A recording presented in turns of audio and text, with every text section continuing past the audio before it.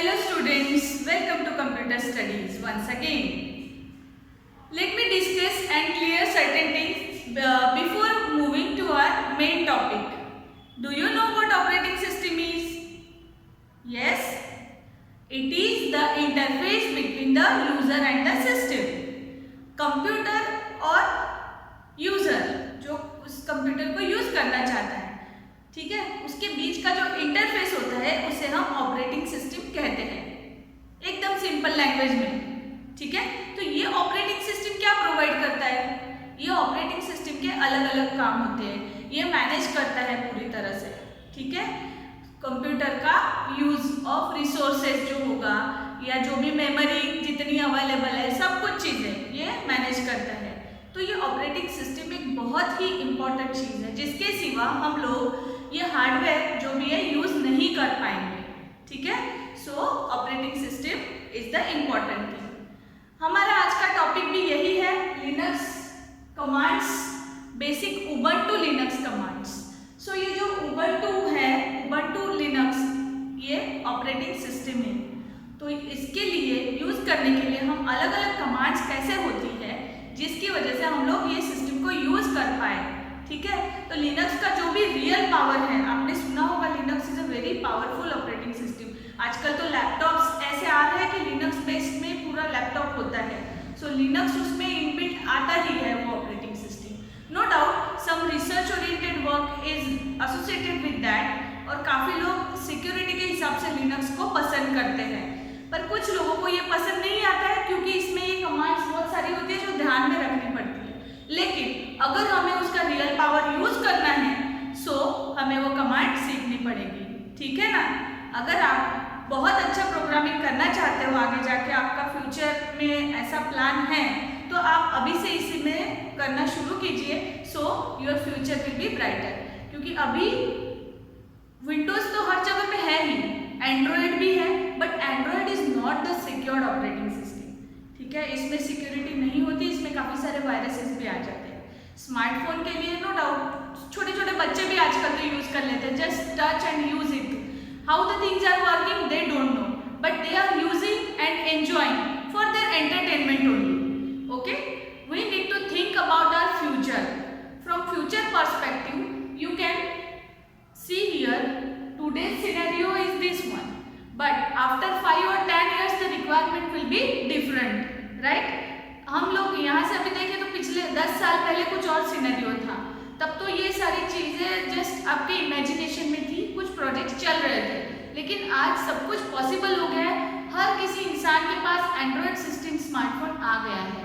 सो अभी हमें अब के लिए न सोचते हुए थोड़ा फ्यूचर के बारे में सोचना है। अपडेशन अगर चाहिए, कुछ और नया करना है, तो ये रियल पावर यहाँ पर अवेलेबल है, इसीलिए आपके सिलेबस में ये रखा हुआ है ताकि आप लोग इसका स्टडी अच्छे से करो और फ्यूचर के लिए प्रिपेयर्ड रहो। ठीक है, so let us move to our topic. This is the chapter number 6, basic Ubuntu Linux commands. So how we can use this? There are certain commands given, let us have a look. To open the terminal window, actually ये terminal क्या होता है? Application है जो accessories के अंदर install किया जाता है। ये आप विंडोज सिस्टम के थ्रू भी एक्सेस कर सकते हो, तो इसमें आप सिर्फ ये कमांड यूज करने के लिए, एक्चुअल लिनक्स ऑपरेटिंग सिस्टम अलग है। ठीक है, तो ये टर्मिनल के थ्रू आपको सिखाया गया है कि टर्मिनल में आप किस तरह से उसे यूज करो। सो एक तो शॉर्टकट की दिया है Ctrl+Alt+T, जिसकी वजह से आप डायरेक्टली टर्मिनल ओपन कर पाते हो। ये कीज को आपको एक साथ प्रेस करना है, तभी टर्मिनल ओपन होगा। It allows us to access, actually sorry, what is terminal? Come to the point. ये टर्मिनल है, लेकिन क्या चीज है? ये है एक application. To open the command line console in a graphical interface, a window name terminal window is provided in the Linux. अब देखिए यहाँ पर दो तरह के इंटरफेसेस होते हैं। There are two types of interfaces. One is a command line interface and second one is a graphical user interface, GUI जिसे कहा जाता है।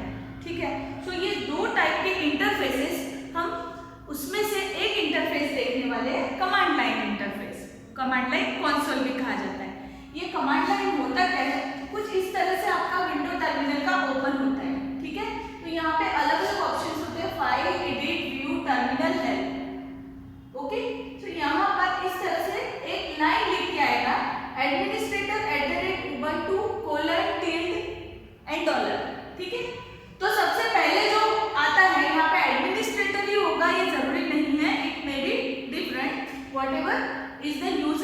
प्रोवाइडेड। स्टार्टिंग में जब आप लॉग इन होते हो सिस्टम में तो यूजर का नाम क्या था, वो इस नाम से, ये नाम वो इंडिकेट करता है यूजर में।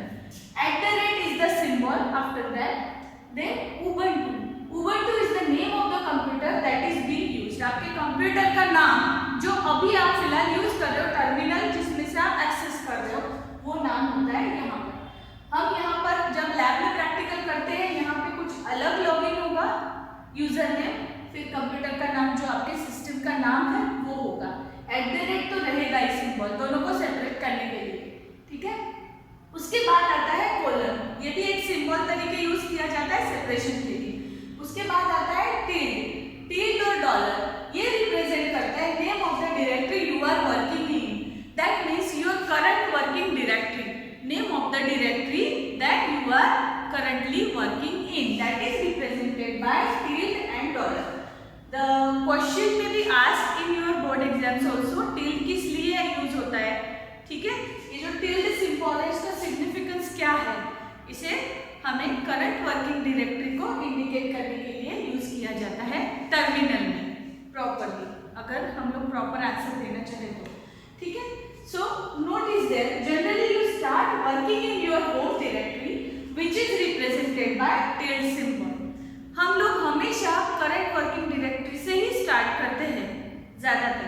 अगर कोई और पहले से बनी बनाई डायरेक्टरी वो भी आप ओपन करते हो तो उसके सामने इस तरह से सिंबल आएगा इन विच डायरेक्टरी यू आर वर्किंग। क्योंकि डायरेक्टरी मतलब क्या है, यहाँ पर हम डायरेक्टरी किसे बोलेंगे, जैसे विंडोज में या माइक्रोसॉफ्ट वाले जो भी सॉफ्टवेयर आप यूज करते हो, Windows, you know that Windows operating system, right. Windows 10 है अभी मिनिमम रिक्वायरमेंट, वहाँ पर इसके पहले XP भी था, ठीक है।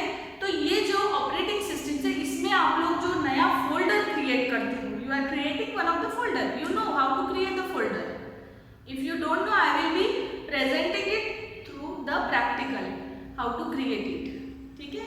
But I hope so you know this basic things, right? So because this is the prerequisite for our syllabus, okay? So initially you should know how to create a folder, how to give the name to the folder, okay? So that folder we call in Ubuntu Linux operating system, we give it a name as a directory, right?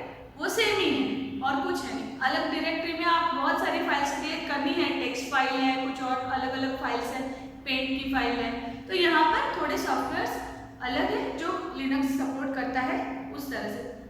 Paint के लिए Microsoft जैसे कि open office है, Libre office है, ये सारी चीज़ें available इसमें भी हैं। एक्सेल का काम जो आप वहाँ करते हो वो यहाँ पे भी कर सकते हो, ठीक है, एक्सेल शीट या ओडीटी फाइल, ओके। ये सारी चीज़ें अवेलेबल है, पर कब, जब आप प्रैक्टिकली इसमें इंटरेस्ट लेके करोगे तभी ये पॉसिबल होगा बच्चों। So computer is not a theoretical subject, in fact why I am explaining this theory, certain times it is very necessary to clear certain things before proceeding. So for that purpose only I am using this blackboard teaching. So be clear about that and let me clear whether I am successful in my teaching or not. Please respond, give your proper feedback and complete your work time to time, so that I can proceed to the practical sessions. Unless and until prerequisite theoretical part is not clear, I can't move further to explain practical things. So cooperate with me. Thank you.